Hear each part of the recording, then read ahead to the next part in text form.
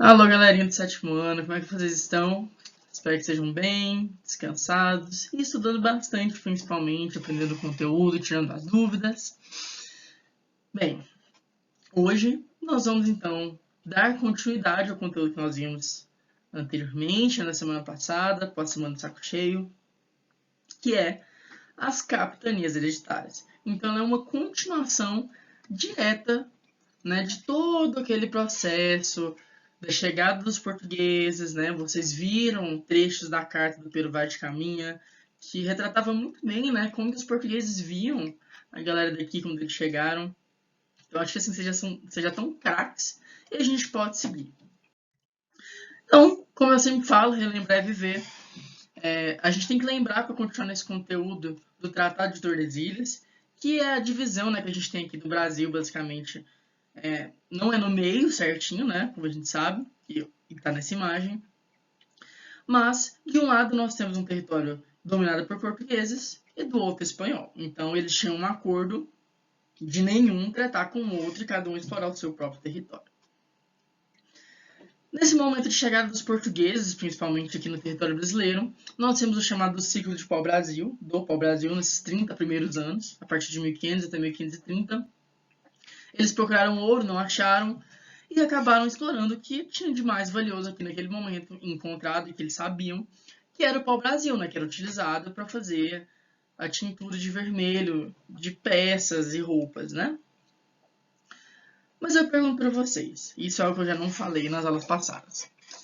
Pensa comigo e quebra a cabecinha aí. Era um tratado, o Tratado de Tordesilhas, entre Portugal e Espanha. E como é que ficava a França no meio disso? Como é que ficava a Inglaterra no meio disso? Eles aceitavam de boa? Então eles ficavam assim, ixa, eu não posso passar daqui, porque é território português, né? Não, então vou embora. Era assim? Pensa aí.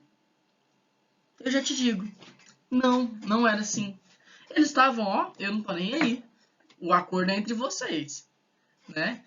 Então, Portugal, quando ele meio que esgota o pau-brasil aqui do Brasil, o pau-brasil do Brasil é ótimo, né? Quando eles esgotam, né, esse material que eles estavam colhendo, eles não veem mais necessidade, eles pensam, pô, a gente já pode ir embora. Mas o que vai começar a acontecer? Essas outras nações vão começar a invadir territórios aqui. Então, Portugal, né, o Dom João III, ele vai ter uma brilhante ideia de falar, não, a gente precisa ocupar esse lugar. Porque se tiver alguém aqui, ninguém vai invadir. E se invadir, a gente desce o cacete nele e eles vão embora. E é assim, então, que nasce o conteúdo de hoje das capitanias hereditárias. Então, o território brasileiro, né, o Brasil, que até o momento era só esse trecho, né, que era a parte portuguesa, foi dividido em 14 capitanias hereditárias. Vamos por palavra, então. Capitania é um pedaço de terra. Então, tá vendo? Cada faixinha dessa é um território. Né? Hoje a gente tem como se fossem os estados, né? Mas a gente tem 2 territórios, né, de Maranhão, Ceará, Rio Grande, Itamaracá, Pernambuco, Baía de Todos Santos, Ilhéus, Porto Seguro, Espírito Santo, São Tomé, São Vicente e Santo Amaro.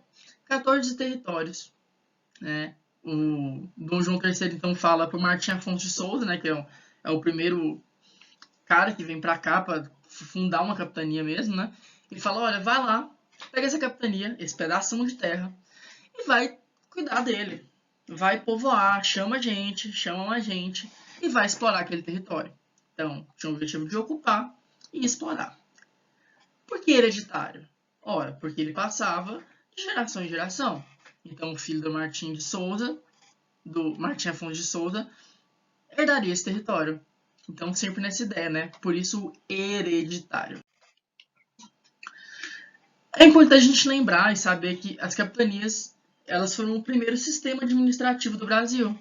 A gente está em 1530 aqui. Então, é um primeiro momento. Então, a gente não tinha nenhuma outra organização. Os portugueses chegaram e só. E agora que eles vão pensar em organizar esse todo o território, esse território gigantesco. Isso porque nem era o Brasil inteiro, né? Eram só algumas faixas de terra de uma pequena parte do Brasil. Então, nós temos que pensar o seguinte. Um cara que vem pra cá, que veio pra cá naquele momento para pegar a administração, ele era chamado de donatário. E ele tinha algumas funções, né? Ele tinha que administrar aquele território, ele tinha que povoar, ele tinha que defender e, sobretudo, explorar. Tudo isso com a grana do próprio bolso. Então, o rei de Portugal falava assim, galera, vai lá, eu te dou a permissão, esse território não é dele a vida inteira, embora seja hereditário. Se o Dom João III falar assim, brother, não tô gostando, diga tchau, vai embora, ele deixaria, porque a terra não é dele. Dom João dá o direito da exploração. Então, grava isso aí e fica bem na cabeça. Então, esses eram os direitos dele, né? Essa era a função dele, né? De povoar, defender e explorar.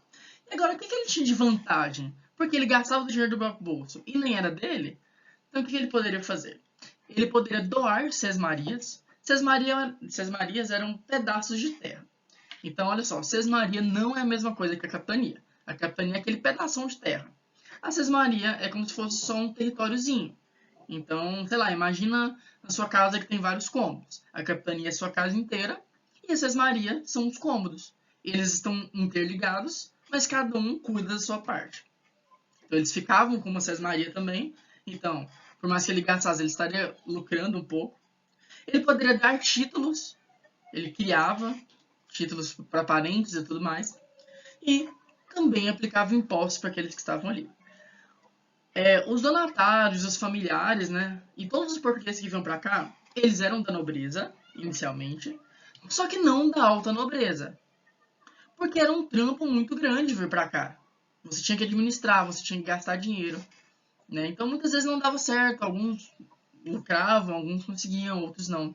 Mas é importante lembrar disso. Eram portugueses que administravam, então não tinha nenhum brasileirinho lá, não tinha nenhum nativo governando isso. Isso era coisa dos portugueses. Das 14 capitanias, todas vingaram, né? Todas deram certo? Não. Somente 2 deram certo. A de Pernambuco e a de São Vicente. E olha que lá pra frente a de São Vicente ainda vai dar uma capengada. O que define, então, o dar certo ou dar errado? É ser inteligente? É saber administrar? O quê? Existem vários fatores. E eu quero que vocês saibam disso, porque caso caia na prova de vocês, você sabe responder. Por que deu certo ou por que não deu as capitanias? Então, por que teve sucesso e por que deu certo? Por uma boa demarcação, então o cara soube dividir aquele gigantesco território em pedacinhos que deram certo. Fundação de vilas, ou seja, ele levava pessoas para morar lá, então ele ocupava aquela terra, ele conseguia cobrar impostos e ter uma boa relação. Então, pouco a pouco, ele ia adentrando ao grande território que ele tinha, porque pelo mapa é pequeno, mas a gente sabe que na vida real, né, no presente, esses territórios são gigantescos e muito difíceis de serem explorados. A pacificação entre nativos e os portugueses também em alguns territórios ajudavam nisso. Lembra quando a gente viu os astecas e os maias, que os nativos se juntavam aos colonizadores para destruir outras tribos? Então, aqui não vai necessariamente acontecer isso, porque, em tese, alguns eram mais pacíficos, né? Então os portugueses eles não quiseram tanta treta assim, igual foram os espanhóis lá com os incas. E o principal, que é a atividade açucareira, mas isso a gente vai ver em outra aula, tá? Então guarda essa informação só para as próximas aulas. E por que pode ter dado errado, então, essas outras? Falta de recurso, falta de interesse e má administração. O falta de recurso é questão financeira. O falta de interesse é porque o rei, ele muitas vezes denominava, ele falava, olha, brother, você vai lá. E o cara falava, o que eu vou fazer naquele território? Não tem nada. Tem nem 30 anos que a gente descobriu aquele lugar. Eu lá vou gastar meu dinheiro? Então ele incumbia outra pessoa de lá e essa pessoa administrava. E às vezes ela nem sabia o que estava fazendo. E por isso muitas vezes não dava certo. Mas muitas vezes o principal mesmo, é a falta de recursos, tá? Porque era do próprio bolso. E lembrando também que Portugal não fica perto do Brasil. Atualmente, se a gente for pensar num voo e tal, é rápido. Mas naquela época não. Então imagina você administrar as coisas daqui para lá. Você ter que ir em Portugal e voltar várias vezes. Cara, gastava dinheiro e isso não ajudava em nada. Então, basicamente, a gente viu que não deu certo as capitanias. E é por isso que o Dom João vai exercer, né, ele vai criar a ideia dos governos gerais. Mas isso fica para a próxima aula. Então, estudem, leiam o textinho que eu vou mandar. Para dúvidas, entre no EOL, manda mensagem. né? Você já tem meu número, a gente está lá no grupo de verificação. Até a próxima e bons estudos e tchau, tchau!